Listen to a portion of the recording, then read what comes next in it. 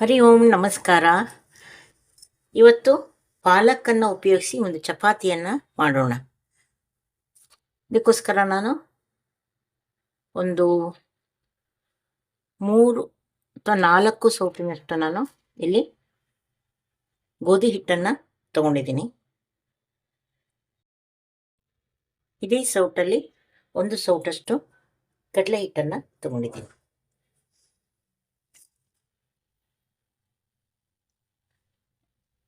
ಇದಕ್ಕೆ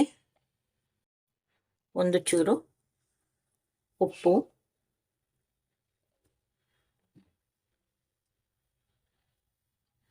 ಒಂದು ಚಿಟಿಕೆಯಷ್ಟು ಸಕ್ಕರೆ, ಸ್ವಲ್ಪ ಓಮ ತಗೊಂಡಿದ್ದೀನಿ, ಅದನ್ನು ಕ್ರಷ್ ಮಾಡಿ ಹಾಕ್ತಾಯಿದ್ದೀನಿ. ಈಗ ಇಲ್ಲಿ ಪಾಲಕನ್ನು ಬೇಯಿಸಿ ಪೇಸ್ಟ್ ಮಾಡಿ ಇಟ್ಕೊಂಡಿದ್ದೀನಿ, ಇದನ್ನು ಸೇರಿಸ್ಕೊತಾ ಇದ್ದೀನಿ.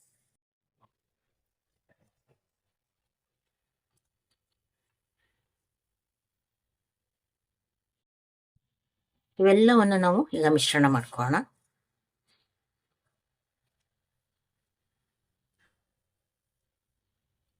ನಾನು ಪಾಲಕ್ ಬೇಯಿಸಿದ ನೀರನ್ನು ಇಟ್ಕೊಂಡಿದ್ದೀನಿ, ಅದನ್ನೇ ಬಳಸ್ಕೊತೀನಿ.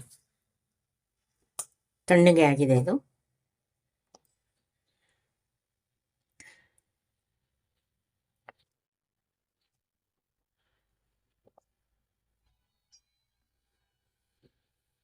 ನಾವು ಬೇರೆ ಬೇರೆ ತರಕಾರಿಗಳನ್ನು ಇದ್ರ ಜೊತೆ ಸೇರಿಸಿ ಬಳಸ್ಬೋದು. ವಿಶೇಷವಾಗಿ ಬೀಟ್ರೋಟು, ಕ್ಯಾರೆಟ್ ಇವುಗಳನ್ನು ಕೂಡ ಬಳಸಿ ನಾವು ಚಪಾತಿಯನ್ನು ಮಾಡ್ಬೋದು.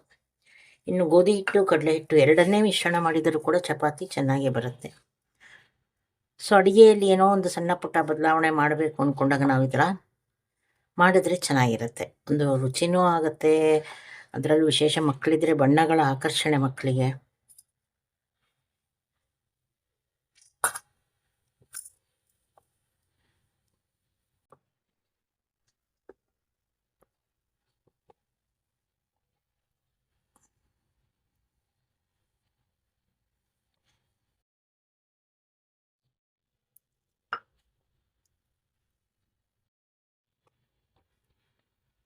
ಚಪಾತಿ ಹಿಟ್ಟಿನ ಅದಕ್ಕೆ ಕಲಿಸ್ಕೊಂಡಿದ್ದೀನಿ. ಇದನ್ನು ಒಂದೆರಡು ಸ್ಪೂನ್ ಎಣ್ಣೆಯನ್ನು ಹಾಕಿ ಇದಕ್ಕೆ ನಾದ್ಕೊಂಡು ಮುಚ್ಚಿಡೋಣ.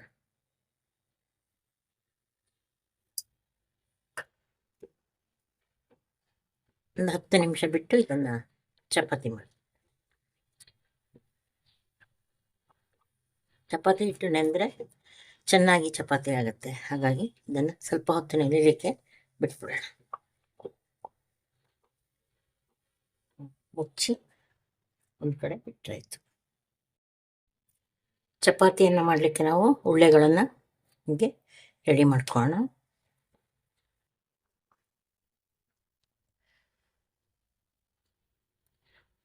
ಸೊ ಈ ರೀತಿಯಲ್ಲಿ ಮಾಡಿ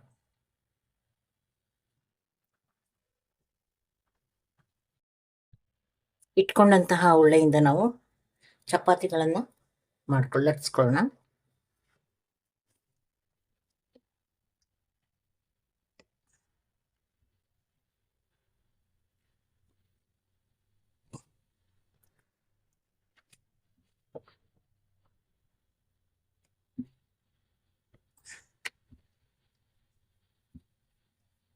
ಇದಕ್ಕೆ ಮಡಚಿ ನಾನು ಸ್ವಲ್ಪ ಎಣ್ಣೆ ಹಚ್ಚಿ ಮಡಚಿ ಮಾಡ್ಕೊತೀನಿ.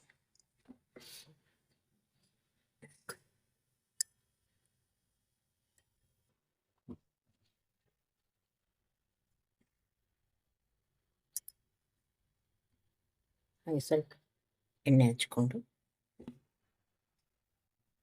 ಹಾಗೆ ಇನ್ನೊಂದು ಕೂಡ ರೆಡಿ ಮಾಡ್ಕೊತೀನಿ.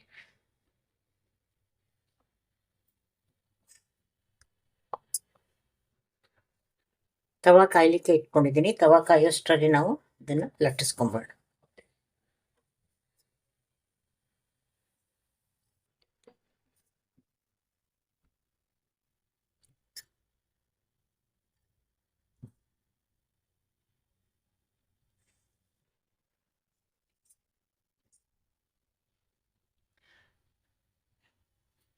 ಈಗ 3 ಮೂಲೆಗಳಿಗೂ ಇದು ಮಾಡ್ತಾ ನಮ್ಗೆ ಯಾವ ಆಕಾರ ಬೇಕಾ, ಚೌಕ ಬೇಕಾದ್ರೆ ಚೌಕ ಲಟ್ಟಿಸ್ಕೋಬೋದು, ಅಥವಾ ಮೂಲೆ ಬೇಕಾದ್ರೆ ಮೂಲೆ ಮೂಲೆ ಲಟ್ಟಿಸ್ಕೋಬೋದು.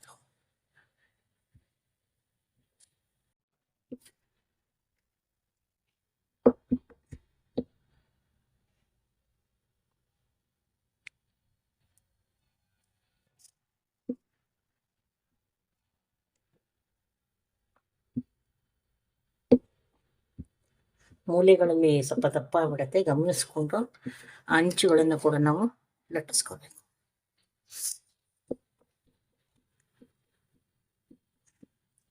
ಕಡಲೆ ಹಿಟ್ಟನ್ನು ಹಾಕೋದ್ರಿಂದ ಚಪಾತಿ ಬಹಳ ಮೃದುವಾಗಿ ಬರುತ್ತೆ. ಜಾಸ್ತಿ ಹಾಕಬೇಕು ಅಂತಿಲ್ಲ. ನಾವು ಮಾಡುವಂತಹ ಹಿಟ್ಟಿಗೆ 1-2 ಚಮಚ ಸೇರಿಸ್ಕೊಂಡ್ರೆ ಸಾಕು.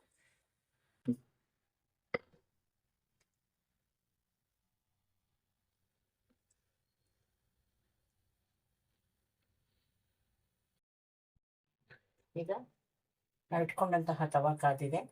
ಚಪಾತಿಯನ್ನು ನಾನು ಹಾಕ್ಕೊಳ್ತೇನೆ. ಅದಾಗೋವರೆಗೂ ನಾವು ಮತ್ತೆ ಇನ್ನೊಂದನ್ನು ಮಾಡ್ಕೋಬೋದು. ಸ್ವಲ್ಪ ಬೇಯ್ತಿದ್ದ ಹಾಗೆ ನಾವು ತೆಗೆಸ್ಕೋಬೋದು. ಈ ಸಂದರ್ಭದಲ್ಲಿ ನಾನು ಎಣ್ಣೆಯನ್ನು ಹಾಕ್ಕೊಳ್ತೀನಿ. ಡೈರೆಕ್ಟ್ ತವಾಗೆ ಹಾಕಲ್ಲ, ಚಪಾತಿ ಮೇಲೆ ಮಾತ್ರ ಹಾಕ್ಕೋತೀನಿ.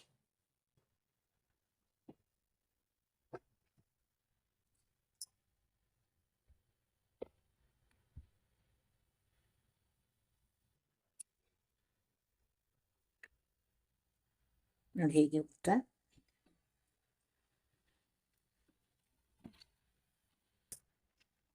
ಈಗ ಈ ಬದಿಯಲ್ಲೂ ಕೂಡ ಒಂಚೂರು ಎಣ್ಣೆಯನ್ನು ಹಾಕೋ. ತಗೊಳ್ಳೋದೇ ಒಂಚೂರಿದೆ.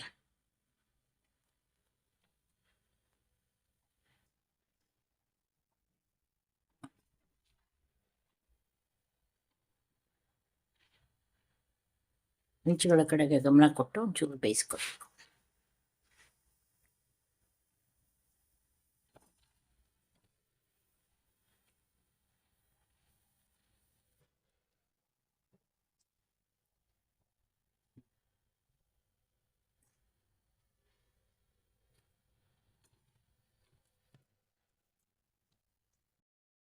ಬೆಂದಿರೋ ಚಪಾತಿಯನ್ನು ತಗೊಬಾರ್ದು. ಯಾವ್ದಾದ್ರು ತೂತ ಇರೋ ಪ್ಲೇಟು ಅಥವಾ ಈ ಥರ ಒಂದು ಮರದ ಇದು ಸಿಗುತ್ತೆ, ಆ ಥರದರಲ್ಲಿ ತೆಗೆದಿಟ್ಕೊಳ್ಳಿ. ಯಾಕಂದರೆ ಅದು ಹಬೆ ಇರುತ್ತಲ್ಲ, ಅದು ಕೆಳಗಡೆ ಹೋಗುತ್ತೆ. ಚಪಾತಿಯ ಒಂದು ತಾಜಾತನ ಇರುತ್ತೆ. ಇಲ್ಲ ಅಂದರೆ ಒಂಥರ ನೀರು ಬಿಟ್ಕೊಂಡಂಗೆ ಆಗುತ್ತೆ. ಮಾಡ್ಕೊಂಡು ಚಪಾತಿಯನ್ನು ಹಾಕ್ಕೊಳ್ಳೋಣ. ಪುರಿ ಸಣ್ಣ ಮಾಡ್ಕೊಂಡಿದ್ದೀವಿ, ಅದನ್ನು ಮಧ್ಯಮ ಅವರಿಗೆ ಮಾಡ್ಕೊತಾ ಇದ್ದೀನಿ.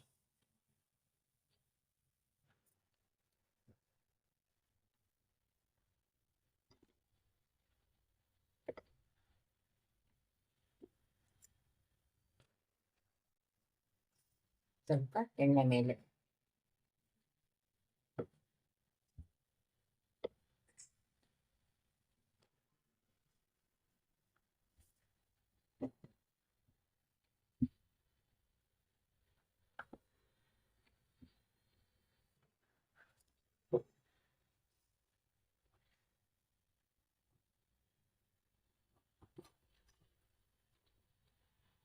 ಕಡೆ ಮೇಲೆ ಹಾಕೋದು.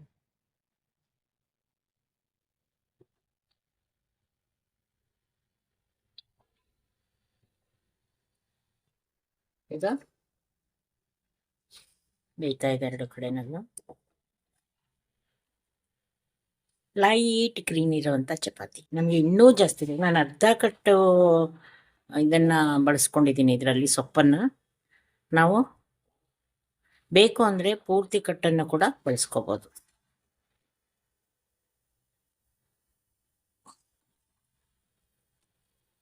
ಇದಕ್ಕೋಸ್ಕರ ಒಂದು ಪಲ್ಯ ಕೂಡ ರೆಡಿ ಆಗ್ತಾ ಇದೆ.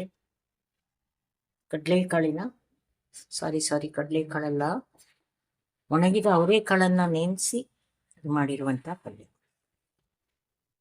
ಈಗಾಗಲೇ ನಾನು ಏನು ತೊಗರಿ ಕಾಳಲ್ಲಿ ತೋರಿಸಿದ್ದೀನಿ, ಅದೇ ಥರ ಅವರೆಕಾಳಲ್ಲಿ ಮಾಡಿಕೊಂಡ್ರೆ ಆಯಿತು.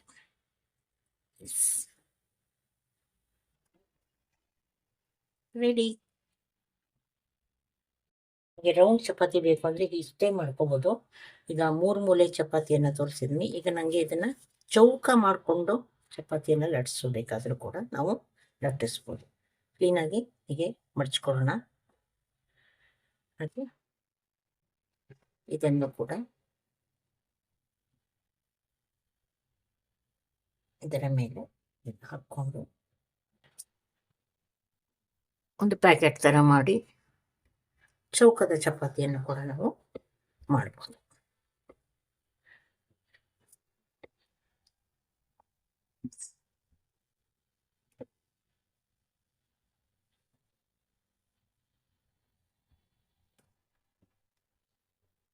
ಆಟೋಮೆಟಿಕ್ ಆಗಿ ಅದು ತಿರುಗ್ತಾ ಹೋಗೋದಾಗ ರೌಂಡಿಗೆ ಬರುವಂಥ ಸಾಧ್ಯತೆ ಇರುತ್ತೆ.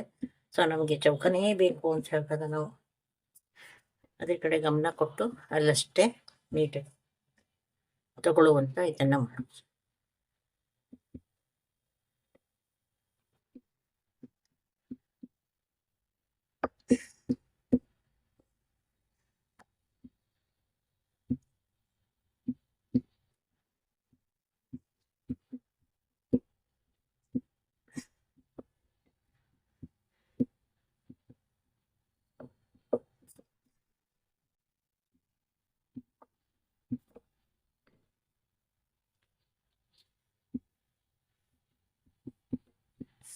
ಈಗ ಚೌಕದ ಚಪಾತಿ ಬೇಯಲಿಕ್ಕೆ ರೆಡಿ.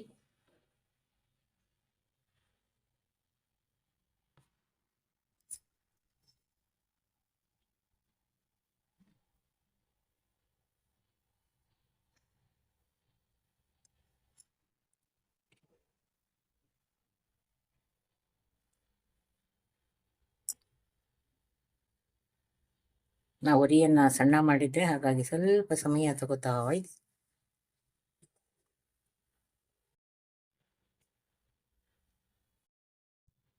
ನೋಡಿ ಹೇಗೆ ಉಗ್ತಾ ಇದೆ.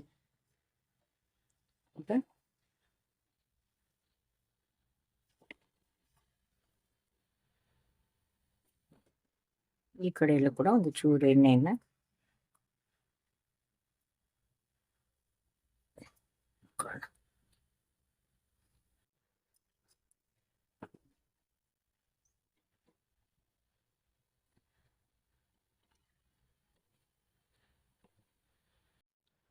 ಸೊ ನೀವು ಪಾಲಕ್ಕು, ಬೀಟ್ರೂಟು, ಕ್ಯಾರೆಟು ಏನನ್ನಾರು ಬಳಸ್ಕೊಂಡ್ಬಿಟ್ಟು ಈ ರೀತಿ ಚಪಾತಿಯನ್ನು ಬಣ್ಣದ ಚಪಾತಿಯನ್ನು ಮಾಡಿ ಎಂಜಾಯ್ ಮಾಡಿ.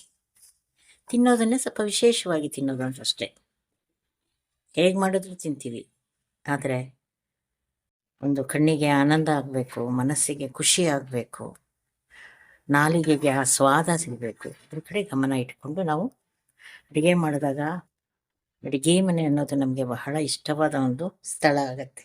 ನನಗಂತೂ ತುಂಬ ಇಷ್ಟ. ನಿಮಗೆ? ಅವರೆಕಾಳು ಪಲ್ಯದ ಜೊತೆಗೆ ನಮ್ಮ ಚೌಕ ಚಪಾತಿ, ತ್ರಿಭುಜ ಚಪಾತಿ ಎರಡೂ ರೆಡಿ ಇದೆ. ಬನ್ನಿ ನೀವು ಟೇಸ್ಟ್ ಮಾಡಿ ನಮ್ಮ ಜೊತೆಗೆ.